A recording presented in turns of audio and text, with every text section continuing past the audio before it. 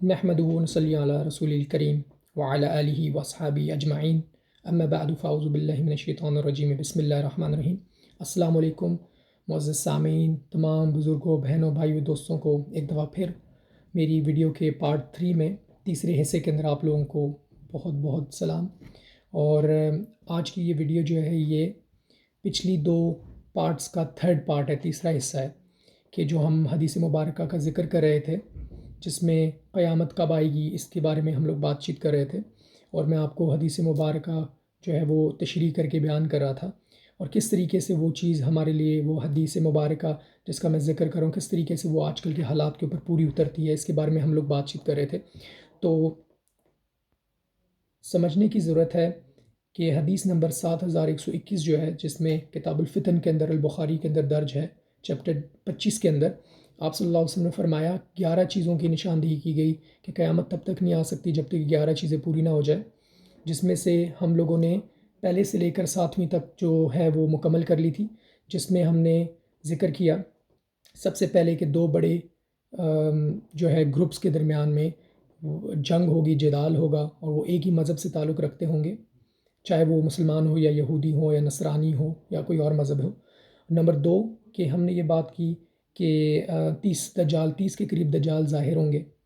ٹھیک ہے، اور وہ جو 30 دجال ظاہر ہوں گے وہ سارے اپنی پیغمبر ہونے کا دعویٰ کریں گے۔ اور تیسری چیز ہم نے کہا کہ دین کی جو علم ہے، دین کا علم وہ کھینچ لیا جائے گا علماء کی اموات سے، اور زیادہ موتیں واقع ہوں گی، اور اس وجہ سے دین کا علم جو ہے وہ امت مسلمہ سے اٹھا لیا جائے گا۔ چوتھی چیز کا ہم نے ذکر کیا، ہم نے یہ ذکر کیا کہ بہت سے شدید زلزلے آئیں گے، اور ہر جگہ زلزلوں کا تسلسل ہوگا، اور زیادہ سے زیادہ آنا شروع ہو جائیں گے۔ اور جو 5واں پوائنٹ تھا ہمارا، ہم اس کے بارے میں ذکر کر رہے تھے کہ وقت بہت جلدی گزرنا شروع ہو جائے گا، یہ ہماری سیکنڈ ویڈیو میں ہم نے اس کے بارے میں بات کی۔ اور اس کے اندر ہم نے پوائنٹ 6 کی بھی بات کی کہ جو مشکل حالات ہیں وہ آنا شروع ہو جائیں گے، جس میں جنگیں، مصیبتیں، بھوک اور افلاس، قیمتوں کا بڑھنا، اور انسانوں کے لیے اور ساری بڑی مشکلات اور مصائب جو ہیں وہ نارمل ہونا شروع ہو جائیں گے، اور عام زندگی کے اندر نظر آنا شروع ہو جائیں گے۔ اور اس کے بعد ہم نے 7واں جو پوائنٹ تھا اس کا ذکر کیا کہ الحرج، جو قتل ہے وہ عام ہو جائیں گے، بہت سارے قتل ہونا شروع ہو جائیں گے، جس طرح ہم نے بھی فلسطین کی سچویشن دیکھی، روس کے اندر، یوکرین کے اندر دیکھا کہ عام انسان کو جو ہے وہ آرام سے مارا جا رہا ہے، اس کی کوئی قیمت نہیں ہے جان و مال کی۔ تو یہ 7 پوائنٹ جو ہم لوگوں نے ابھی تک ڈسکس کیے ہیں، ہم نے اس کے بارے میں بات چیت کی ہے۔ جو آخری 4 پوائنٹس ہیں 11ویں پوائنٹ تک، وہ میں آج آپ کے سامنے بیان کروں گا، تو امید ہے کہ آپ لوگ دھیان سے سنیں گے، اس کو شیئر کریں گے، اور آگے ویڈیو کو سبسکرائب کریں گے تاکہ آنے والی ویڈیوز کے بارے میں آپ لوگ جو ہیں اس سے مستفید ہو سکیں، اور جتنا زیادہ آپ کامنٹ کر سکتے ہیں اور اپنی رائے مجھے دے سکتے ہیں، اتنی میری بھی رہنمائی ہوگی۔ اور اس سب کو شروع کرنے سے پہلے میری اللہ سبحانہ تعالیٰ سے یہ دعا ہے کہ وہ میری رہنمائی فرمائے، اور مجھے حق اور دین اسلام جو ہے وہ سچ بیان کرنے کی توفیق نصیب فرمائے۔ تو جو 8واں پوائنٹ ہے آپ صلی اللہ علیہ وسلم کی حدیث مبارکہ کے اندر، حدیث نمبر 7121، 7121، اس میں آپ صلی اللہ علیہ وسلم فرماتے ہیں کہ دولت اتنی زیادہ ہو جائے گی، ہر ایک بندے کے پاس اتنی دولت ہو جائے گی کہ وہ جو ہے جب زکوٰۃ دینے یا صدقہ دینے کے لیے نکلے گا تو اسے کوئی بندہ ہی نہیں ملے گا، ٹھیک ہے، اور جب کوئی اسے مل بھی گیا اس کی کوئی ایکسیپٹ نہیں کرے گا، وہ قبول نہیں کرے گا اس کی زکوٰۃ یا صدقہ، کیونکہ ہر ایک کے پاس اتنا مال ہوگا اور اتنے مالدار ہوں گے۔ اور اگر وہ صدقہ اس سے کس کو دینے جاتا ہے تو وہ اس سے بندہ کہے گا کہ مجھے اس کی ضرورت نہیں ہے، کیونکہ وہ اس کے پاس اتنا مال ہوگا کہ اسے کس سے پیسے لینے کی ضرورت نہیں ہوگی، یا صدقہ لینے کی ضرورت نہیں ہوگی، یا زکوٰۃ لینے کی ضرورت نہیں ہوگی۔ تو قیامت تب تک نہیں آ سکتی جب تک یہ 8واں پوائنٹ بھی پورا نہ ہو جائے، کہ جس میں جس بندے کو آپ صدقہ دینے جائیں گے وہ بندہ آگے سے انکار کر دے گا، کہے گا نہیں، اللہ نے مجھے بہت کچھ دیا ہے، مجھے صدقے کی ضرورت نہیں ہے۔ تو ایسے حالات بھی آنے لگے ہیں مسلمان بھائیوں اور بہنوں اور دوستوں۔ مجھے لگتا ہے کہ یہ جو ہمارا 8واں نقطہ ہے، 8واں پوائنٹ ہے، یہ ابھی نہیں آیا۔ یہ حالات ایسے ہو سکتے ہیں کہ مہدی علیہ الصلوۃ والسلام رحمۃ اللہ علیہ، ان کے آنے کے بعد کا جو وقت ہوگا جس میں بہت سارا مال ہے، یہ اس کی طرف نشانی کی گئی ہے کہ جب زمین اپنی معدنیات کو اگل دے گی، اور اس کے بعد جو ہے مسلمان جو ہیں امیر ترین ہو جائیں گے، اور پوری دنیا جو ہے اس سے مستفید ہوگی، اور مرکز اسلام ہوگا۔ تو اس وقت کے بارے میں مجھے لگتا ہے یہ بات ہے، جہاں تک میرا تجزیہ ہے، کہ وہ وقت ایسا ہوگا کہ جس میں زکوٰۃ بھی لینے والا کوئی موجود نہیں ہوگا، اور صدقات بھی لینے والا، کیوں بہت ہی بہترین حالات ہوں گے امت کے۔ تو قیامت اگر آئے گی تو ایسے حالات کے بعد آئے گی، تو ابھی بالکل بھی قیامت قریب نظر آتی نہیں ہے۔ اور جو 9واں پوائنٹ ہے میں اس کی طرف چلتا بڑھوں کہ آپ صلی اللہ علیہ وسلم نے فرمایا کہ عوام جو ہے اور لوگ جو ہیں وہ ایک دوسرے سے اونچی اونچی عمارتیں بنانے کے اندر مقابلے کریں گے۔ اچھا، یہ جو پوائنٹ نمبر 9 ہے، 9واں پوائنٹ جو ہے، یہ تو ہم سب نے دیکھا کہ دبئی 2005 کے اندر دبئی کی کیا حالت تھی، 1990 میں کیا حالت تھی، اور اس کے بعد امارات اور دبئی کے یہ جو علاقے ہیں یہ کس طریقے سے ترقی کرنا شروع ہو گئے، اور عرب امارات جسے UAE یونائٹڈ عرب ایمریٹس کہتے ہیں، ان اماراتی علاقوں کے اندر بدو لوگ تھے جو کہ جیسے دیہاتی کہہ لیں، وہ لوگ رہتے تھے جنہیں کوئی پتہ نہیں تھا کہ عمارت کیسے بنتی ہے۔ ایک نے بنائی، پھر دوسرے اس سے بڑی کرتے کرتے وہ پھر دنیا کے انجینئرز لینا شروع ہو گئے، انجینئروں نے جا کے ادھر بہت بڑی بڑی عمارتوں کے قیام کیے، اور وہ انجینئرنگ اتنے عروج پہ پہنچ گئی کہ آج سعودی عرب کے اندر یہ مقابلہ ہو رہا ہے کہ دنیا کی سب سے بڑی شہر بنایا جائے، دنیا کا سب سے بڑا، جس کے اندر ہر ایک چیز موجود ہوگی اور بڑی بڑی عمارتیں بنائی جائیں۔ کوئی 1 کلومیٹر بناتا ہے تو کوئی 1.5 کلومیٹر بنانے کی کوشش کرتا ہے۔ تو یہ جو حدیث ہے یہ پورے طریقے سے 9واں پوائنٹ جو ہے وہ عمل ہو گیا ہے کہ لوگ جو ہیں آپس میں مقابلے کریں گے بڑی بڑی عمارتیں بنانے کے لیے۔ اگر 19ویں صدی سے پہلے دیکھا جائے کوئی اتنی بڑی عمارت موجود نہیں تھی، تو 19ویں صدی اور 20ویں 21ویں صدی کے بعد یہ جس حالات میں ہم گزر رہے ہیں اس میں عمارتوں کا مقابلہ بہت شدید ہے، اور ہر بندہ یہ چاہتا ہے کہ وہ بڑی عمارت بنائے۔ تو یہ حدیث مبارکہ اس طریقے سے پوری ہوتی ہے کہ قیامت تب تک نہیں آ سکتی جب تک لوگ آپس میں مقابلہ شروع نہ کر دیں لمبی لمبی اور بڑی بڑی عمارتیں بنانے کا۔ تو یہ 9واں پوائنٹ جو ہے یہ پورا ہو چکا ہے، اور اس کے بارے میں اور انتظار کرنے کی ضرورت نہیں ہے۔ ہم اب چلتے ہیں اپنے 10ویں پوائنٹ کی طرف، کہ جس میں فرمایا گیا، آپ صلی اللہ علیہ وسلم کا فرمان ہے، ایک شخص جو ہے کسی کی قبر سے گزر رہا ہوگا، اور اس قبر سے گزرتے ہوئے کہے گا کاش میں ہوتا اس قبر کے اندر۔ اتنی اتنی مشکلات کا دور ہوگا کہ وہ جو بندہ وہاں سے گزر رہا ہوگا قبر سے، وہ دوسری قبر میں جا کے قبر سے گزرتے ہوئے جاتے ہوئے کہے گا کہ کاش میں اس کی جگہ یہاں لیٹا ہوتا قبر کے اندر، کیونکہ بہت مشکل حالات ہوں گے جن کا سامنا کری ہوگی انسانیت اور مسلمان۔ تو یہ سمجھنے کی ضرورت ہے کہ اتنے مشکل حالات آ جائیں گے کہ قبر میں رہنا بندے کو بہتر لگے گا بجائے اس کے کہ وہ باہر موجود ہو۔ تو ہمیں اللہ سبحانہ تعالیٰ سے یہ دعا کرنی چاہیے کہ ہمیں ان حالات میں ہماری رہنمائی فرمائے اور ہمیں دین کے اوپر استقامت دے، کیونکہ ایک مسلمان کے لیے سب سے بہترین راستہ یہ ہے کہ وہ حدیث مبارکہ سے اور قرآن مجید سے رہنمائی حاصل کرے، اور اس کے بعد وہ اپنی زندگی کو ایک بہترین زندگی بنائے۔ تو ہم اب بڑھتے ہیں اپنے 11ویں پوائنٹ کی طرف،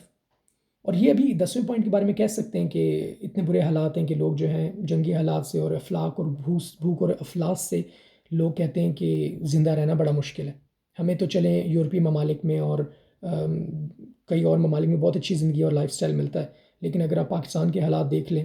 غربت کے حالات دیکھ لیں، مڈل ایسٹ کے حالات دیکھ لیں غربت کے، اور افریقن ممالک کے غربت کے حالات دیکھ لیں، تو ان کو رہنے کا کوئی شوق نہیں رہا، کیونکہ وہ کہتے ہیں کہ زندگی بہت مشکل ہے جینا۔ تو اللہ سبحانہ تعالیٰ ہمارے لیے آسان کرے۔ اور پھر 10واں پوائنٹ جو میں نے آپ کو بتایا کہ یہی مشکلات ہوں گی، اور 11ویں پوائنٹ کی طرف ہم بڑھتے ہیں کہ جس میں فرمایا گیا کہ حتیٰ کہ قیامت تب تک نہیں آ سکتی جب تک سورج جو ہے مغرب سے نہ نکلے، اور جب وہ مغرب سے نکلے گا اور لوگ اس کو دیکھ لیں گے، اور اس کو دیکھنے کے بعد لوگ جو ہے ایمان لے آئیں گے، لیکن آپ صلی اللہ علیہ وسلم نے فرمایا کہ ان کا ایمان لانا بالکل بیکار ہوگا، کیونکہ اللہ سبحانہ نے فرمایا کہ اس دن ان کا ایمان لانا کوئی ان کے کام نہیں آئے گا، نہ ہی بے ایمانوں کے جو ایمان نہیں رکھتے کافر ان کا ایمان لانا کوئی کام آئے گا، اور نہ ہی ان مسلمانوں کا اور اچھے عمل کرنا کام آئے گا جو کہ پہلے سے مسلمان تھے۔ تو جب سورج جو ہے وہ دیکھ لیا جائے گا، آپ صلی اللہ علیہ وسلم کے الفاظ مبارکہ ہیں، جب وہ دیکھ لیں گے کہ یہ مغرب سے طلوع ہو رہا ہے، نکل رہا ہے، تو اس وقت وہ معافی مانگیں گے اور توبہ کریں گے، اور سب لوگوں کو اللہ تعالیٰ کے اوپر ایمان آ جائے گا، لیکن اس وقت جو ہے وہ ایمان کا قبول ہونا بالکل راستے بند ہو چکے ہوں گے، اور اللہ سبحانہ تعالیٰ کسی کا ایمان اس وقت قبول نہیں کرے گا۔ تو ہمیں یہ کوشش کرنی چاہیے کہ وہ وقت آنے سے پہلے ہم اللہ سبحانہ تعالیٰ کی ذات سے رجوع کریں، اور اللہ سبحانہ تعالیٰ کی ذات سے ہم معافی مانگیں۔ ایک حدیث مبارکہ کے اندر آتا ہے، صحیح بخاری یا صحیح مسلم کے اندر وارد ہے کہ اللہ سبحانہ تعالیٰ انسان کی توبہ تب تک قبول کرتا ہے جب تک وہ غرارے کی کیفیت میں نہ ہو۔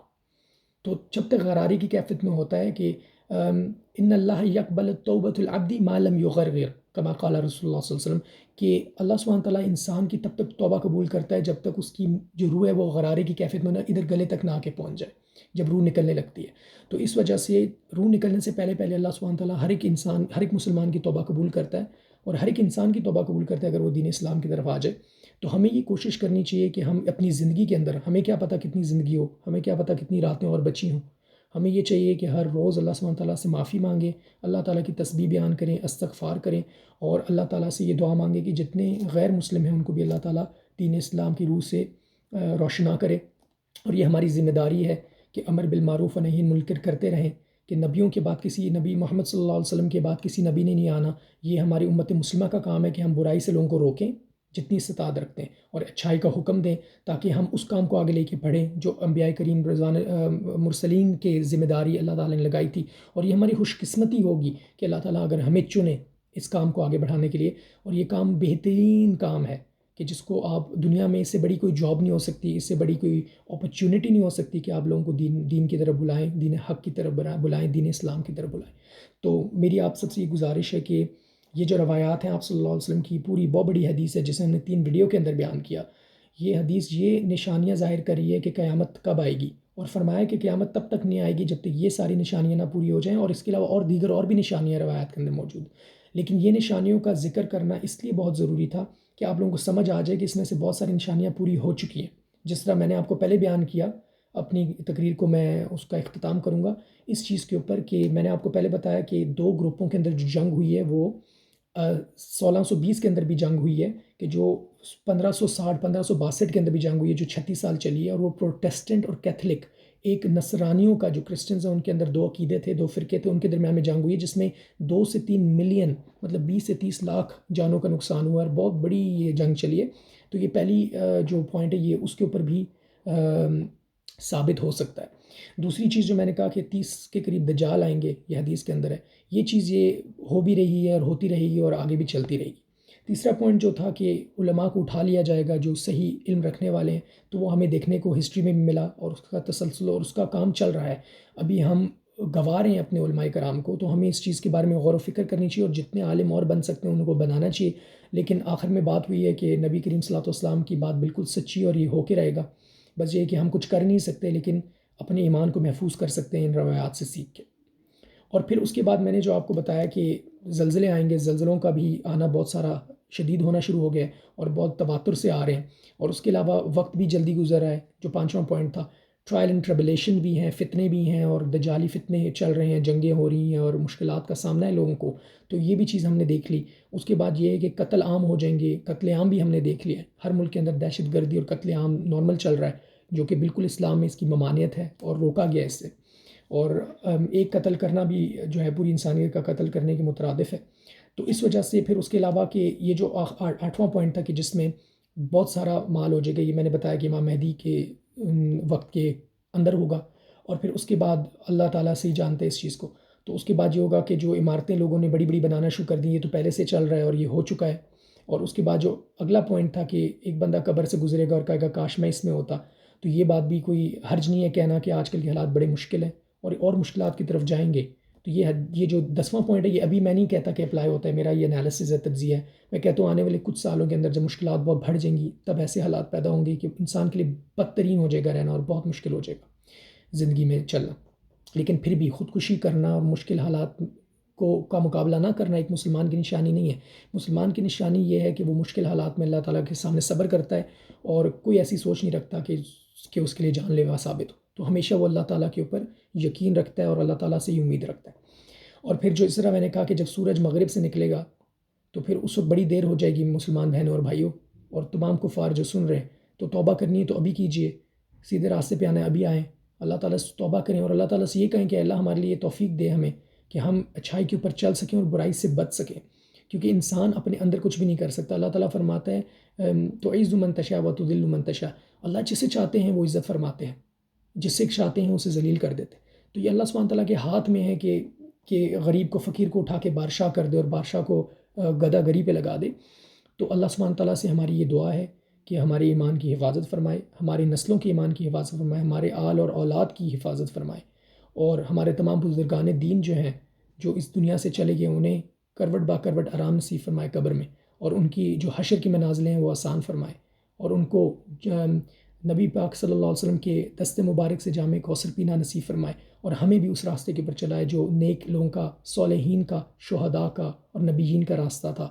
تو امید ہے کہ آپ لوگوں کو اس چیز کے بارے میں سمجھ آ گئی، اور یہ جو آج میں نے ویڈیو ریکارڈ کرائی، یہ تینوں پارٹ کا تیسرا پارٹ ہے، یہ جو اجتماعی طور پہ مجموعی طور پہ میں نے یہ جو حدیث مبارکہ 7121 آپ کے سامنے بیان کی، یہ اختتام پذیر ہوئی۔ وآخر دعوانا ان الحمد للہ رب العالمین۔ السلام علیکم ورحمۃ اللہ وبرکاتہ۔